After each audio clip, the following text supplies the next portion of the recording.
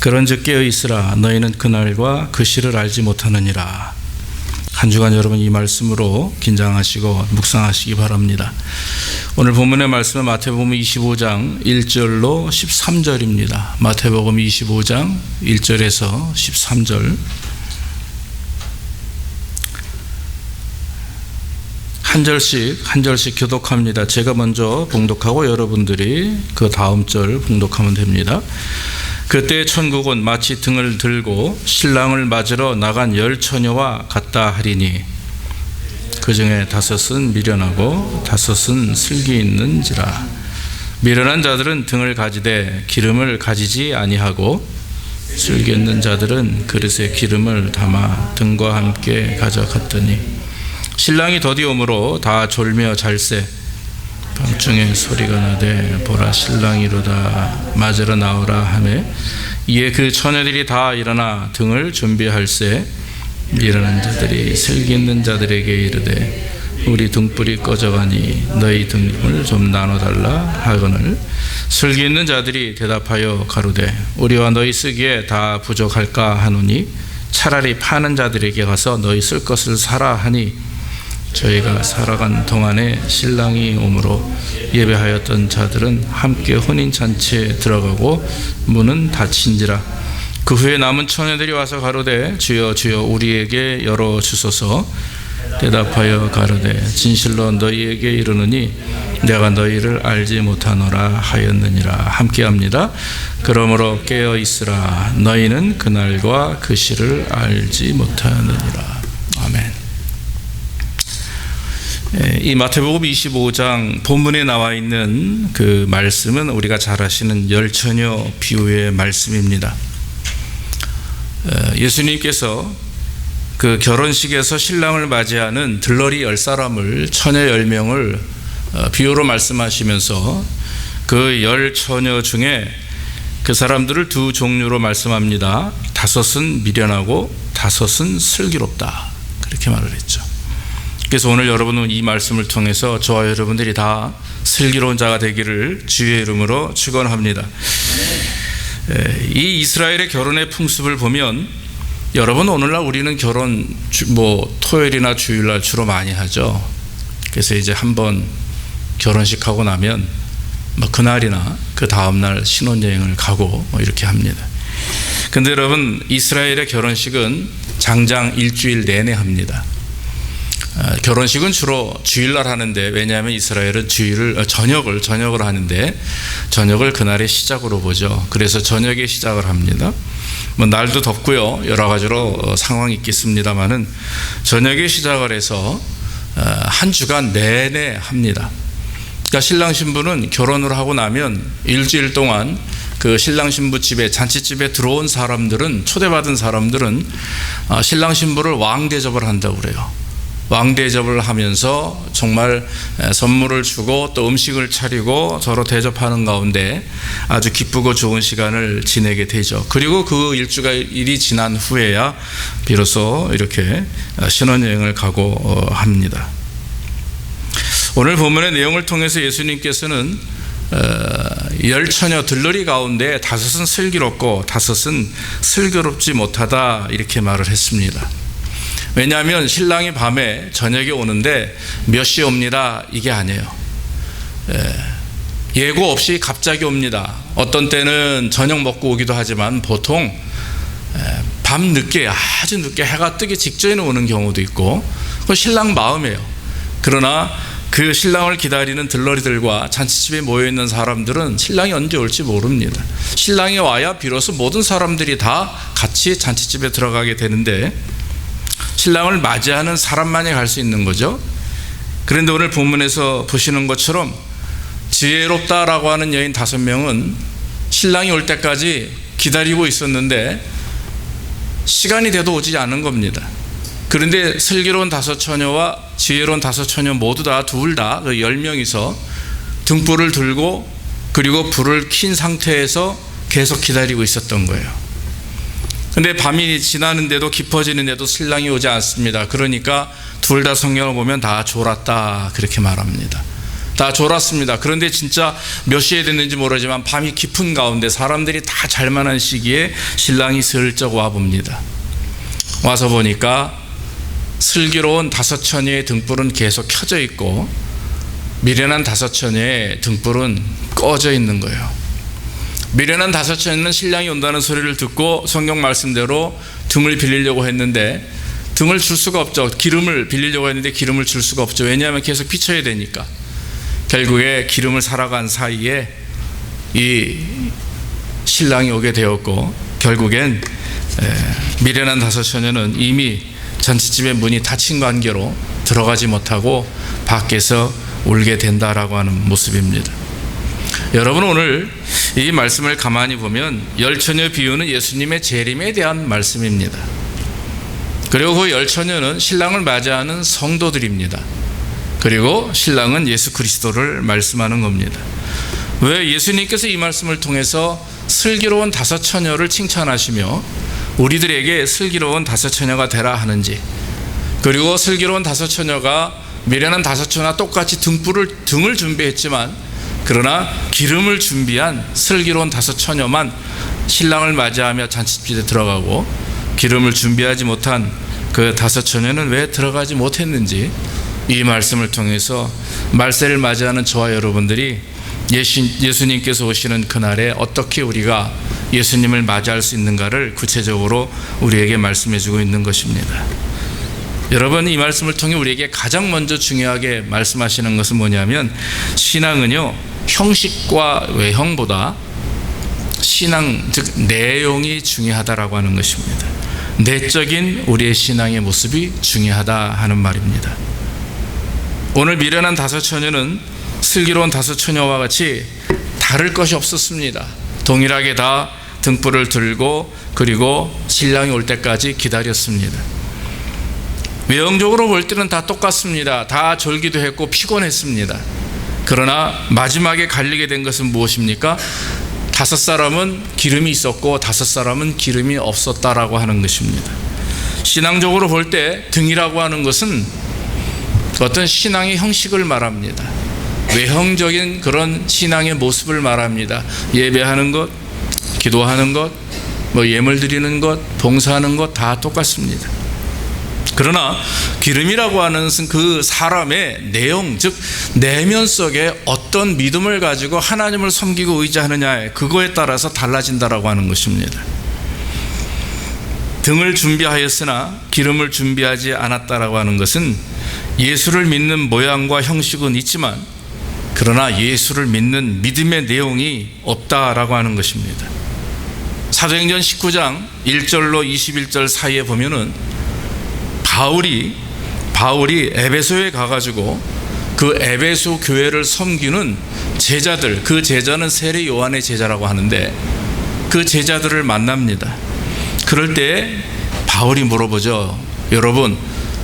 여러분들이 예수를 믿을 때 성령을 받으셨습니까? 물어봐요. 그랬더니 이 제자들이 뭐라고 얘기합니까? 바울 선생님, 그 무슨 말씀입니까? 우리가 성령이라고 하는 것 들어보지도 못했습니다. 그래요? 그러면 여러분들은 무슨 세례를 받았습니까?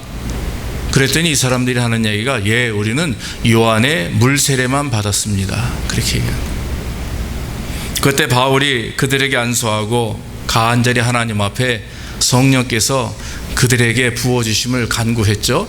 그랬더니 그들이 성령 충만히 받고 그날로부터 더 귀하게 하나님의 일들을 감당했다라고 하는 것입니다. 예, 맞습니다. 우리가 예수를 믿는다 하고 교회를 다닌다 하면서 얼마든지 봉사할 수 있습니다. 믿음이 없이 얼마든지 교회 다닐 수 있어요. 구원의 확신 없이 얼마든지 예배를 드릴 수가 있고 성령의 체험 없이 얼마든지 기도할 수가 있습니다. 그런데 여러분, 정말 중요한 것이 있습니다. 그건 무엇입니까? 외형적인 종교생활, 신앙생활 이전에 먼저 우리의 마음이 진짜 믿음을 가지고 진짜 성령 충만함을 가지고 주님 앞에 나와 예배하고 기도하고 간구하는 줄로 믿습니다. 그것이 진짜 성도예요. 그냥 교회가 좋아서 올 수도 있어요. 사람 만나러 오는 수도 있습니다. 특히 이민교회는 한인들이 모여 사는 곳이기 때문에 여러 가지 신앙적인 문제가 아니라 사람과의 관계나 비즈니스 때문에 오는 경우도 많이 있는 걸 압니다. 오히려 작은 교회보다 큰 교회에 그런 분들이 많이 모여드는 것도 사실 솔직한 고백입니다. 그러나 여러분, 우리가 하나님을 정말 섬기고 의지하는 하나님의 성도들이 다 등을 준비했지만 그 안에 진짜 기름이 채워져 있는가 하는 것은요, 딱 두 사람만 알아요. 두 분만. 자기가 알고 하나님은 아십니다. 옆에 사람들은 잘 몰라요. 여기 여러분 미련한 다섯 처녀의 미련함이 뭐냐 하면, 슬기로운 다섯 처녀와 자기들이 동일하게 기름에 그러니까 등불을 태우고 있었죠. 그러니까 계속해서 탈 줄 아는 거예요. 그 안에 기름이 준비되어 있는지 준비되지 않았는지 관심이 없고, 또 신랑이 언제 올지 그 어떤 개념이 없었기 때문에 그저 등불만 들고 있으면 신랑이 올 것이다, 이렇게 생각한 착각 때문에 결국 그들은 어려움을 경험했다라고 하는 것입니다. 겉으로 볼 때는 모릅니다. 그러나 여러분, 진짜 믿음을 가진 자, 진짜 거듭난 자, 진짜 구원의 확신을 가지고 하나님을 믿는 자들에게는 성령께서 함께하시고, 나아가 외형적인 신앙생활 이전에 내면적 하나님과의 관계를 먼저 세우시고 그것을 통해서 큰 은혜를 허락해 주실 줄 믿습니다. 여러분, 성령 충만해야 됩니다. 성경 말씀에 히브리서에 뭐라고 말씀하세요? 11장 6절에 믿음이 없이는 하나님을 기쁘시게 할 수 없다 그랬어요. 그러니까 하나님께 나아가는 자는 하나님이 계신 것을 믿어야 되고, 그리고 자기가 간구하는 모든 것들을 하나님이 축복해 주시고 응답해 주실 것을 믿을 때 그것이 믿음 있는 자의 기도고 믿음 있는 자의 예배라고 하는 것입니다. 여러분, 우리는 우리 자신을 잘 돌아봐야 됩니다. 예수님께서 유대인들을 향해서, 특히 바리새인들을 향해서 뭐라고 말씀하세요? 외식하는 자들아 그래요. 심지어는 야단을 치십니다. 욕을 하세요. 회칠한 무덤 같은 자들아, 그렇게 말씀을 했어요. 안식일 이전에 회당 주변에 있는 무덤들에게 레위 사람들이 와가지고 다 그 일하는 사람들이 회를 칠해 놓잖아요.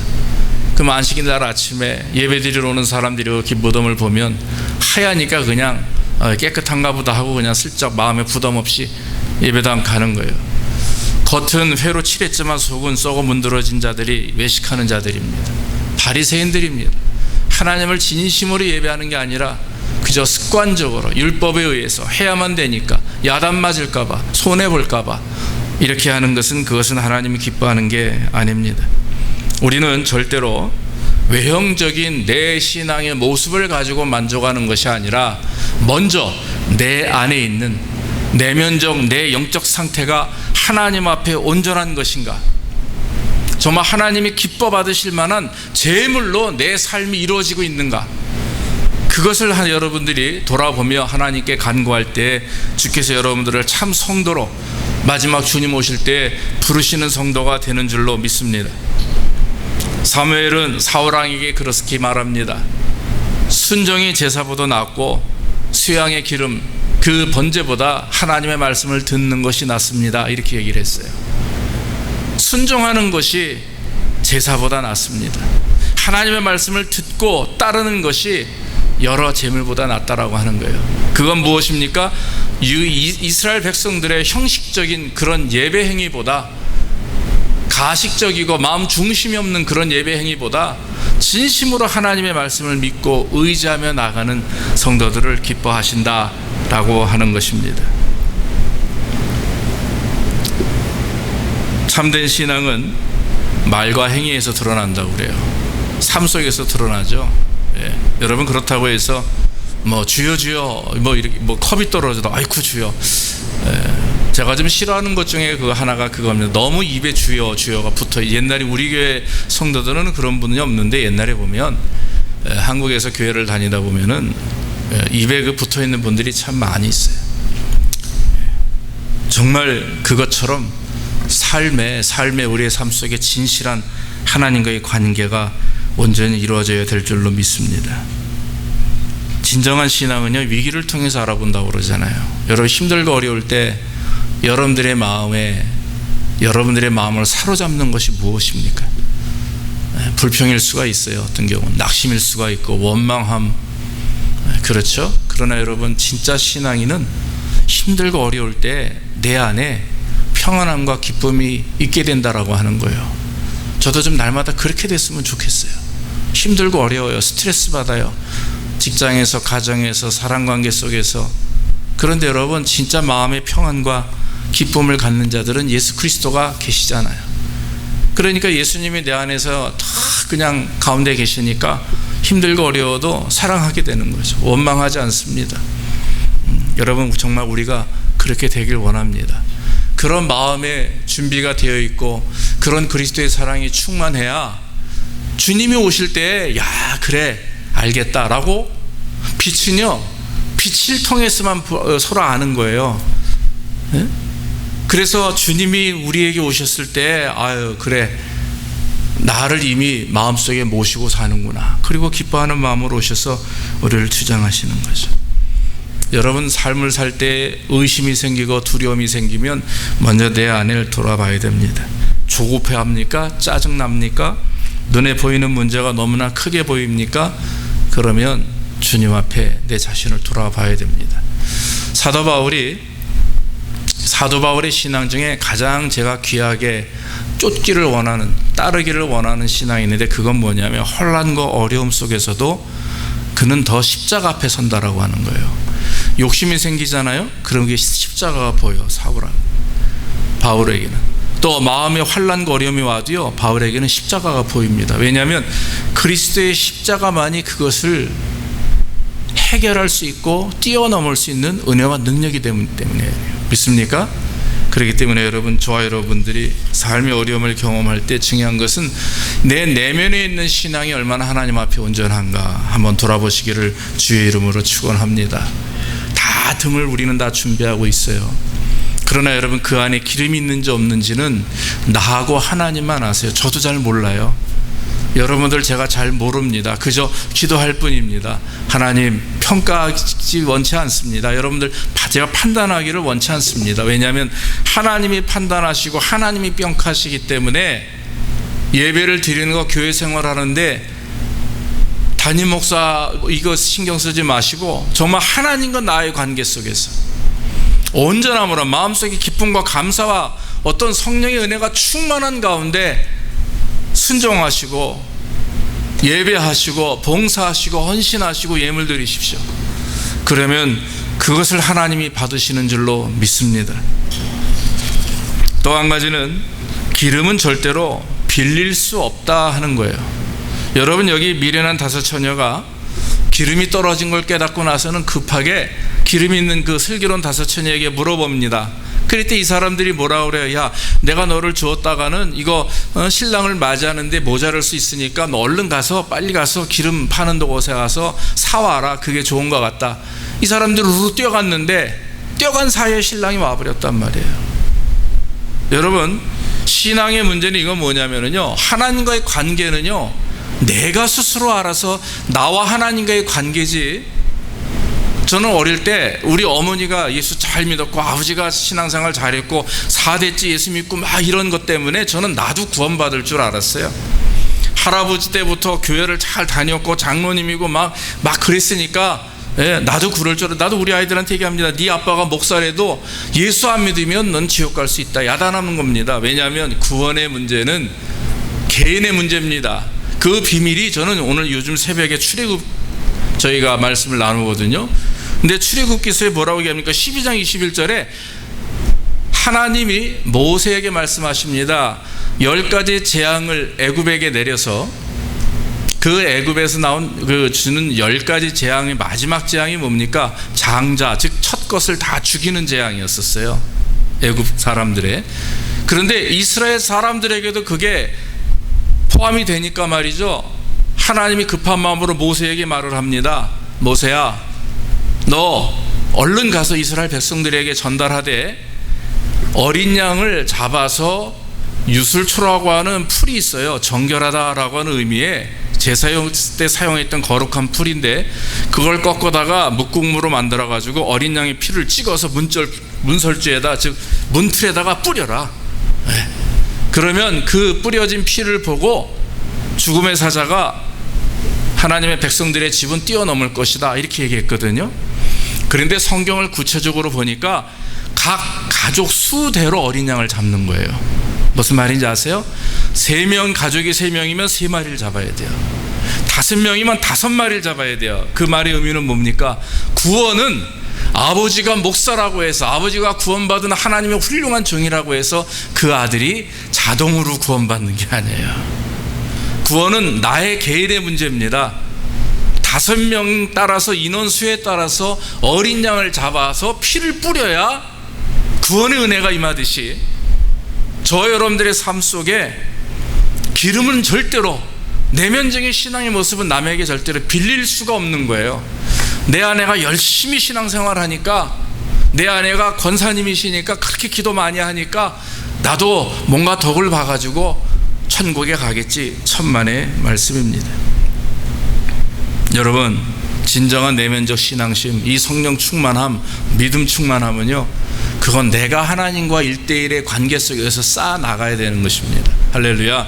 그래서 여러분, 그래서 하나님 나를 구원하시고 내 남편, 내 아내, 내 자녀들을 구원해 주옵소서, 그렇게 기도하는 것입니다. 나와 하나님과의 온전한 믿음의 관계가 이루어지어야만, 그래야 하나님의 영광이 드러나는 거예요. 주 예수를 믿으라, 그리하면 너와 내 집의 구원을 얻으리라. 이 말은 네가 믿으면 네 가족들이 저절로 구원을 받는다, 이 말이 아닙니다. 네가 예수 믿고 구원받으면 내 자녀들을 통해서, 너를 통해서 내 자녀들이 구원받을 수 있도록 계속 보여주고 전도하고 믿음의 씨앗을 뿌리라는 말이에요. 사랑하는 성도 여러분, 믿음이 없이는 하나님을 기쁘시게 못한다고 말씀하신 것처럼, 우리가 하나님을 기쁘시게 할 수 있는 이유는 저와 여러분 한 사람 한 사람이 하나님 앞에 온전한 신앙의 모습을 가져야 되는 것입니다. 옛날에 무디 신학교, 지금도 있어요. 근데 거기에 조지 스위팅이라고 하는 사람, 학장인 분이 예전에 그런 말을 했습니다. 하나님은 친자녀만 있고 손자 손녀는 없다 그랬어요. 왜 그럴까요? 하나님은 자식, 즉 아들과 딸만 있고 손자 손녀는 없대요. 왜냐하면 모든 사람들이 하나님을 아버지라고 그래요. 우리 옛날에 우리 그 딸님이가 아빠 왜 하나님을 아버지라고 그래? 할머니도 아버지라고 그러고, 아빠도 아버지라고 그러고, 나도 아버지라고 그러고, 그렇잖아요. 우리와 하나님과의 관계는 아버지와 자녀의 관계입니다. 그 의미는 뭐냐면요, 구원이라고 하는 것이 대를 거쳐서 손자 손녀가 하나님을 할아버지 하나님이라고 부르지 않는 것처럼 1대1의 관계 속에서 한 대예요. 그래서 계속해서 아버지 하나님, 아버지 하나님, 우리도 아버지 하나님이라고 부르고, 우리 할아버지도 또 우리의 자녀들도 하나님을 향해서 아버지 하나님으로 부르는 것입니다. 살아계신 하나님을 체험하고 하나님을 나의 아버지로 모시고 깊이 간구하며 기도할 때에 우리는 여러분 구원의 은혜를 경험하게 되는 것입니다. 마지막으로는 기회는 다시 없다라고 하는 거예요. 여러분, 기회는 다시 없다. 비가 이렇게 오잖아요. 이 비가 오면 사실 그래도 저희 교회는 소리가 들리죠. 어떤 교회 가보니까 체육관에서 예배를 드리는, 옛날 주사랑교회가 처음에 뭐 할 때 가서 비가 오는데요, 내가 무슨 소리를 하는지 마이크를 꽝꽝 틀어도 오늘 들리질 않는 거예요. 이게 철로 돼가지고. 그래도 저희는 이 안에 한 번 더 이렇게 실링으로 감싸서 이중으로 벽이 돼 있기 때문에 그래도 이 정도입니다. 감사하죠. 비가 오는 것은 여러분 계속 올 수가 있지만 주님은 한 번 오시면 땡이에요. 예전에 제가 신문을 한번 보고 놀란 게, 천주교회에 그 사제들, 훌륭한 높은 사제들이 쭉 이렇게 글 쓴 것 중에 이제 뭐라고 하냐면, 한 두어 달 전에 그런 걸 로마에서 공식적으로 발표했는데, 주님은 여태까지 안 오셨다, 앞으로도 안 오실 것이다, 이렇게 얘기를 했단 말이에요. 천주교에서 주의 재림에 대해서 믿지 않나, 제가 이런 의문을 갖게 됐어요. 너무 안 오시니까 그 얘기는 좋게 표현하면 지금 현실 속에서 최선을 다해서 살아라, 이런 말이에요. 신앙이 낮게 살아라. 그러나 그 말을 주님은 오지 않을 것이다, 올 것이라고 생각되어지지 않는다, 이렇게 애매하게 공식적인 발표를 해서 교계에서 좀 이렇게 그 얘기에 대해서 반박하고 그런 적이 있습니다. 여러분, 예수님은 다시 오십니다. 믿습니까? 예수님은 다시 오세요. 언제 오실지 몰라요. 세대가 어떻게 변할지 모릅니다. 저번에 이 목사님 오셔가지고 말세 일어난 일들에 대해서 구체적으로 말씀하셨지만 문제는 그 날짜와 그날은 모르기 때문에 우리는 대기하는 겁니다. 준비하는 거죠. 그래서 여러분 중요한 것은 다시 없는 기회가 있기 때문에 지금 중요한 것은 오늘이 중요하다라고 하는 거예요. 지금이 중요합니다. 내일 하자 그러면 안 되는 거예요. 가끔 저하고 집사람도 이렇게 성경을 매일 읽다가 오늘은 피곤한데 그냥 넘어가자. 그러면 그 다음날 20장 읽어야 돼요. 하루에 10장 읽어야 되는 걸. 3일 지나면 30장이고요. 일주일 지나고 나니까 70장을 읽어야 돼요. 그러면 그냥 지쳐 떨어지는 거죠. 어떻게 읽습니까? 왜냐하면 1년에 전 3번 읽어야 되니까 나름대로 안 되는 거예요. 여러분 늘 말씀드리지만 옛날 마귀들은 전쟁 일으켰고 2차 대전, 3차 대전, 한국전쟁 일으켜가지고 예수 믿는 사람들만 옥에 가두고 죽이고 찢어 죽이고 난리를 쳤어요. 그렇게 고통을 줬는데 그 크리스찬들이 감옥에 모여가지고 한 게 무엇입니까? 기도했단 말이에요. 기도하고 부르짖으며 피 흘리며 기도하고. 그랬더니 하나님께서 교회에 부흥을 일으켜 주셨는데 여러분 요즘의 마귀들은 그렇게 안 합니다. 젊은 마귀들은 핍박을 주자고 얘기하고 난리를 치는데 이 대왕 마귀, 늙은 마귀는 다 해봤잖아요. 우리가 옛날에 수백 년 전에 수천 년 전에 다 해봤어. 어떻게 하면 좋습니까? 귀에다 대고 큰 소리로 얘기할 것도 없다. 내일해라. 그러면은 안 넘어가는 크리스찬 없을 것이다. 안 넘어가는 성도 하나도 없어요. 안 넘어가는 목사 하나도 없습니다. 다 넘어가요. 오늘 피곤하니까 내일 하지. 오늘 내가 마음에 힘이 드니까 내일 하지. 자꾸 스킵하게 되고 지나치게 되면 게을러지게 되고 결국엔 오늘 해야만 되는 지금 하나님의 일은 지금 역사가 일어나는데 우리는 그것을 받아들이지 못하고 내일로 연기하다 보니까 결국에는 일을 완성하지 못하는 커다란 실패와 실수를 경험하게 된다라고 하는 것입니다.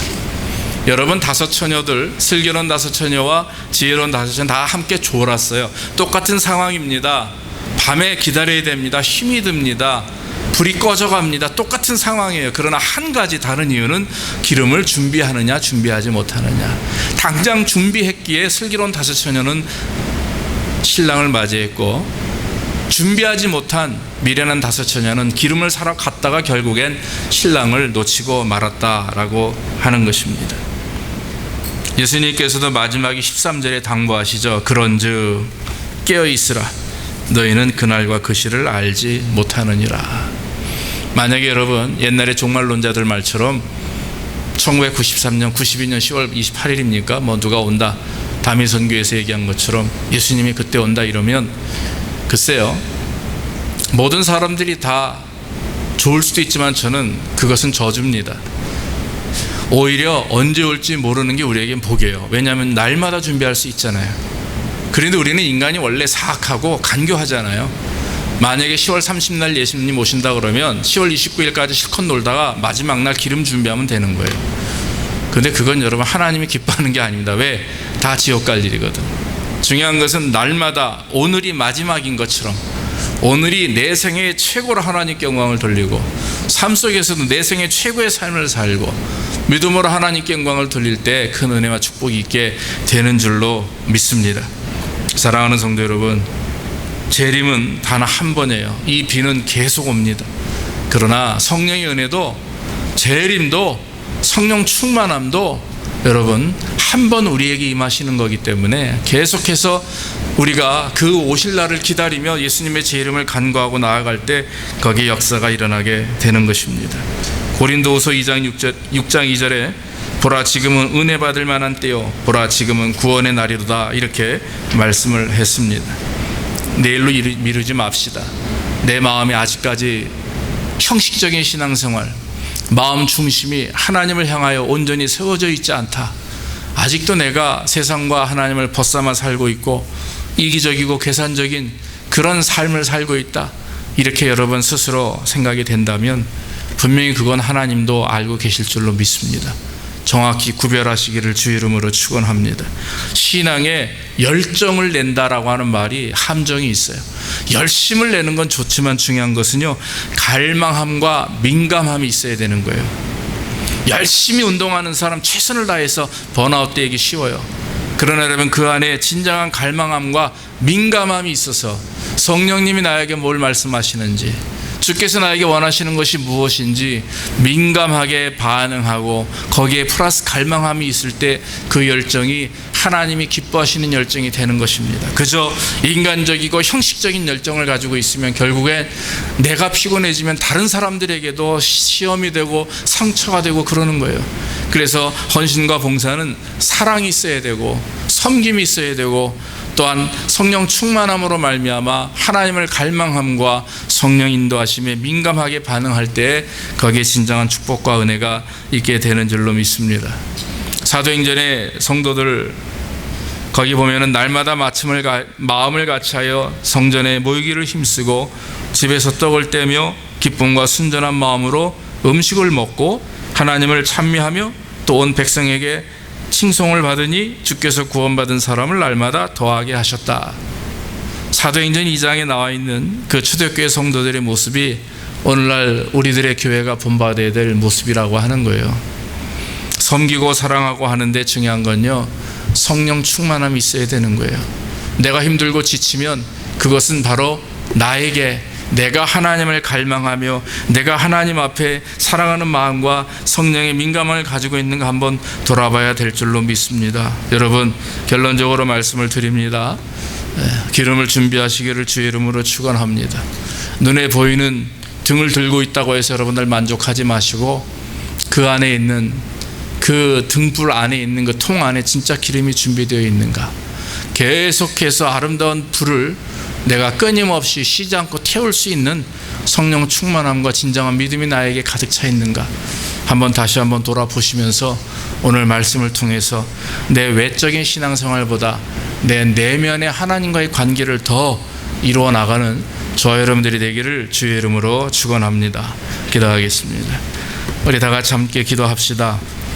오늘 말씀을 보면서 내가 외형적이고 형식적인 신앙에 치우치지 않았는지 보고 내 삶이 먼저 내 안에 있는 내 영적 모습이 하나님 앞에 온전히 채워질 수 있도록 성령 충만함과 믿음으로 충만할 수 있도록 이 시간 통성으로 기도하겠습니다. 아버지 하나님, 감사합니다. 오늘도 우리에게 은혜를 다니켜 주시옵소서. 성령이여 내 안에 함께하여 주시고 겉으로 드러나는 생활이 아니라 하나님을 예배하며 하나님을 의지하며 하나님께 영광 돌리는 삶이 될 수 있도록 인도해 주시옵소서. 아버지 하나님, 우리의 모습이 정말 거룩한 주의 백성의 모습이 되기를 원합니다. 아버지 하나님, 믿음으로 말씀 가운데 역사하시고 성령 충만함으로 인도하여 주옵소서. 하나님을 사랑하며 하나님을 의지하며 하나님 앞에 온전한 모습으로 서기를 원합니다. 아버지 주님 오시는 그날에 아버지 슬기로운 다섯 처녀와 같이 등불과 기름을 준비하는 자가 되게 하옵소서. 성령 충만한 자가 되게 하옵소서. 믿음이 충만한 자가 되게 하옵소서. 그저 아버지 하나님 세상만 벗삼는 자가 되지 않게 하시고 그저 계산적이고 이기적인 삶이 아니라 하나님을 의지하며 하나님 앞 온전한 모습으로 설 수 있도록 우리 모두에게 복을 내려 주시옵소서. 주님 인도해 주시기 원합니다. 주님 역사해 주시옵소서. 믿음을 덧입혀 주시고 하나님 앞에 영광 돌릴 수 있도록 주여 복을 내려 주시옵소서. 은혜를 내려 주시옵소서. 성령이여 인도하여 주옵소서. 오늘도 모든 걸 주님께 의지하고 예수님 이름으로 기도합니다. 아버지 인도해 주시옵소서. 아버지 인도해 주옵소서.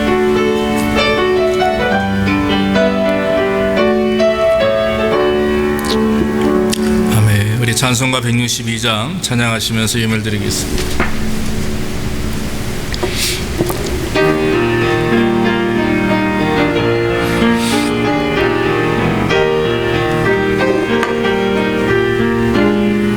신랑 되신 예수께서 다시 오실